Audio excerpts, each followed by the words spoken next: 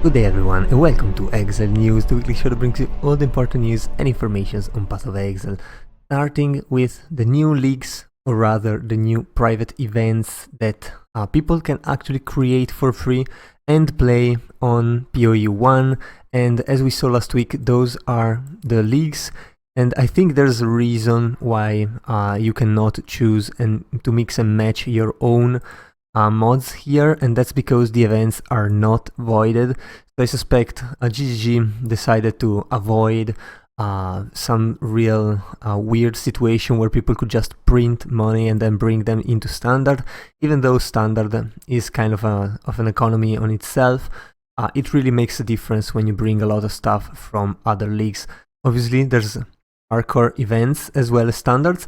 And well, I mean, if you can stomach playing again a Settlers League, well, that is for you. Otherwise, honestly, just waiting for 3.26. And hopefully we won't have to wait too long. Probably it should be around a month from now at least, the announcement for the new leagues, because this situation cannot go on so much more. So we'll see how that goes. And as far as PoE2 goes, we got a pretty big patch, which actually worked on the item rarity of, well, every drop. And well, basically GGG is trying to rely more on item rarity and less on item quantity than they did on PoE1. This should mean better loot in general and less loot in general compared to PoE1, which sounds like a good thing, but it was not in the right place.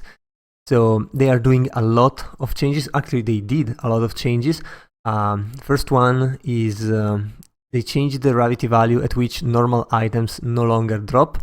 For example, meaning that unique bosses will never drop normal items except for a few selected ones in the early game, which actually makes sense. Also, if you're going to be bossing, you are not going to find white bases, most likely, unless at very high levels there's a difference for that. They've also reduced the amount of rare gold, which I guess means getting a pile of gold which is high enough in number, so that if you don't get this pile of gold, you are going to get something else instead, so currency instead of gold, and that is definitely really good. I mean, gold is honestly only really good very early in the campaign, to buy items from the vendors or maybe gamble it, even though I never gambled and still went fine in the campaign, but still. And it's also good end game if you want to gamble some high value item, or just if you find the unique strongbox which requires a lot of gold.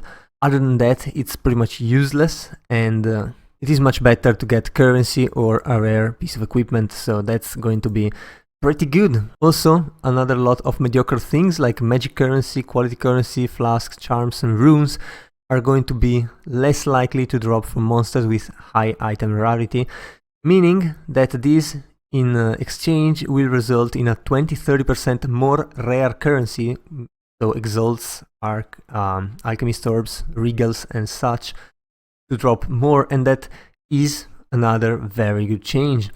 Also, the tier of rare items are going to drop a lot more often, and they are going to cull much more mods. So culling is basically where an item cannot roll low level modifiers, and the more they cull, the higher the modifiers that they start with. So that should be pretty good for the items that you find. There's a higher chance of actually getting something useful. Those are the bases. And then there's also unique boss drop protection, which basically involves adding an additional item in case you really didn't get lucky with your drops. So that is pretty nice. And now in the campaign, you only get guaranteed rare items, of course, the first time you kill the boss, because otherwise you'll just farm that, which honestly would also be fair, because in the campaign you're not ready to farm a boss so many times. Already, if you have twink gear, you're losing time by farming the boss. If you don't have the gear, you might actually want to invest the time to farm the boss. So I think it could actually get a fix here again, but still, this is much better than it was before. And they changed wisps as well, where rare monsters possessed by the wisps now always drop a rare item, which I mean makes sense. And also there was a bug on the first wisp on the Grailwood, so that's fixed as well.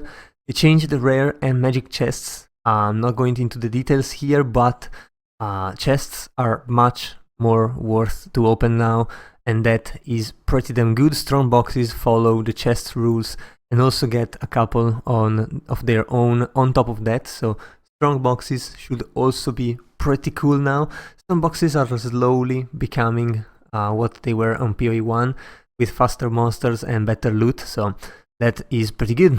Some improvements on the Trial of Sekemas on the latest boxes. I mean, I would rather not have the trial, but again, this is better than nothing. Couple rewards, improvement in the Trial of Chaos as well, which is always good.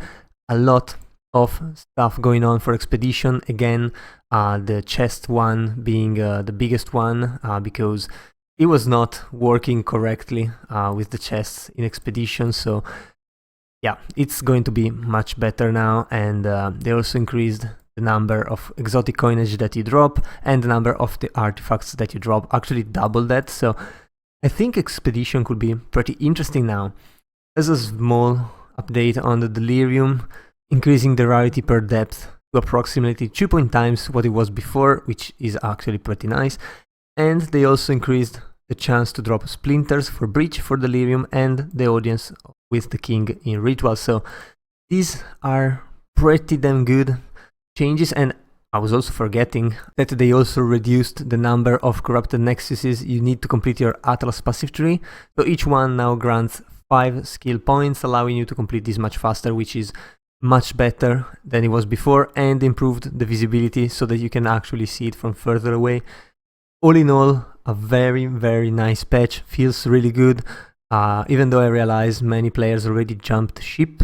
It doesn't matter, this is pretty damn good, and yeah, hopefully you're gonna try it as well, because it definitely felt like it should have been like this from the start. Now it's more about skill balance than anything, but at least the loot is in a very good position. There also was a bit of an oopsie by GGG, because the first time they actually patched 0.2.0G into the game, they actually had a real big problem, where basically a skill had a type ID that was stored in the database that was changed. So what happened is that every time a main skill happened to load this actual support skill with the type ID changed, the main skill will just get deleted from the game. And this was obviously a problem, so GGG tried to roll back to the latest snapshot, which didn't work for whatever reason. And well, it actually was working, but apparently it was taking so long that it was like bound to be down for 24 hours or something. So they decided to go back to the previous one, and there was a bit of a rollback, not too long, but in the end they experienced a 5 hours realm downtime, which is quite a lot, honestly, and it's not expected. Of course, they are not happy about that, and they understand that this is not acceptable service, so they're going to put more checks in place, where, I mean, the checks were already there, but apparently they didn't work, so they're going to put more in there, so that doesn't happen again.